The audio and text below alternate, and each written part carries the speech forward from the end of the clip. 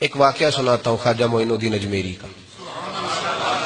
عطائے رسول ہند الولی حضرت خواجہ معین الدین اجمیری رحمت اللہ تعالی علیہ. میرے حضرت صاحب فرمایا کرتے ہیں ہم کٹر قادری ہیں، پر ہم کھل کے یہ بات مانتے ہیں کہ ہندوستان کے بادشاہ کا نام معین الدین اجمیری ہے. یہ ببانگے دہل مانتے ہیں. بہرحال ہند الولی حضرت خواجہ اجمیری ہیں. خواجہ اجمیری جب نئے نئے آئے نا یہاں اجمیر شریف میں، آپ نے خیمہ لگایا تھا، کپڑے کا خیمہ لگا کے اس میں رہتے تھے. تو ایک نوجوان تھا، وہ باہر رہتا تھا اجمیر سے، تو وہ آیا کچھ دنوں کے لیے. پڑھائی سے فارغ ہو کے اجمیر کا رہنے والا تھا لیکن باہر رہتا تھا. جب یہاں آیا نا، وہ عصر کے بعد وہ گزرتا خواجہ اجمیری کے خیمے کے سامنے سے، جھونپڑی کے سامنے سے. تو خواجہ صاحب عصر کے بعد بیٹھ کے رویا کرتے تھے.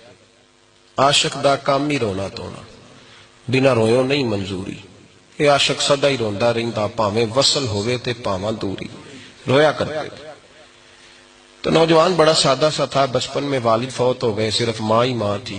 ایک دن اماں سے جا کے کہنے لگا یہ مسلمانوں کا سادھو روتا کیوں ہے؟ اماں کہنے لگی مجھے کیا پتا. بچہ کہتا ہے میرے اندر تجسس بڑھ گیا کہ بابے سے پوچھوں تو صحیح کیوں روتا ہے. 2 4 5 10 دفعہ میں گزرا. ایک دن بے چین ہو کے میں کمرے میں چلا گیا اجرے میں. تو میں نے کہا بابا کیوں روتے ہو؟ کہنے لگے مجھے اپنے شیخ کی یاد آتی ہے، مجھے یاد آتی ہے. تو وہ بچہ کہتا ہے مجھے اس وقت تک پتہ نہیں تھا کہ محبت میں بھی رویا جاتا ہے. میں سمجھتا تھا رونا صرف دکھوں میں آتا ہے. شیخ کی یاد آتی ہے.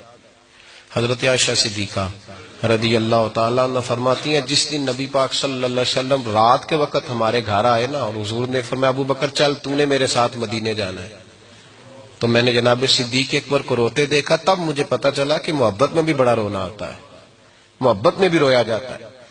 فرماتے ہیں خواجہ اجمیر تو وہ نوجوان کہنے لگا بابا پیار میں بھی رویا جاتا ہے؟ کہا ہاں. کہنے لگا میں نے بھی رونا ہے. تو آپ فرمانے لگے 2 شرطیں ہیں کہ کلمہ پڑھ جا، دوسرا میرا مرید ہو جا، آ جائے گا رونا.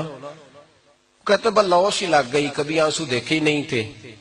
حضرت اجمیری کہتے ہیں اس طرح کر لے. کہنے لگا جی میں اپنی اماں سے پوچھ لوں. اماں کے پاس گیا تو اماں کہنے لگی بیٹے میں تجھے جانتی ہوں، تیرے دل میں جو بات بچپن سے آ جاتی ہے نا پھر وہ نکلتی کوئی نہیں. تو اس طرح کر لے جس طرح بابا کہتا ہے، اس لیے کہ تو نے پیچھے تو ہٹنا نہیں. جا کے مرید ہو گیا، کلمہ پڑھ گیا. اب بابا جی کہتے ناشتہ بھی میرے ساتھ کرنا ہے، شام کا کھانا بھی، اور فجر کی سیر میں بھی تو ساتھ جائے گا. پریت ہو گئی، پیار بڑھ گیا.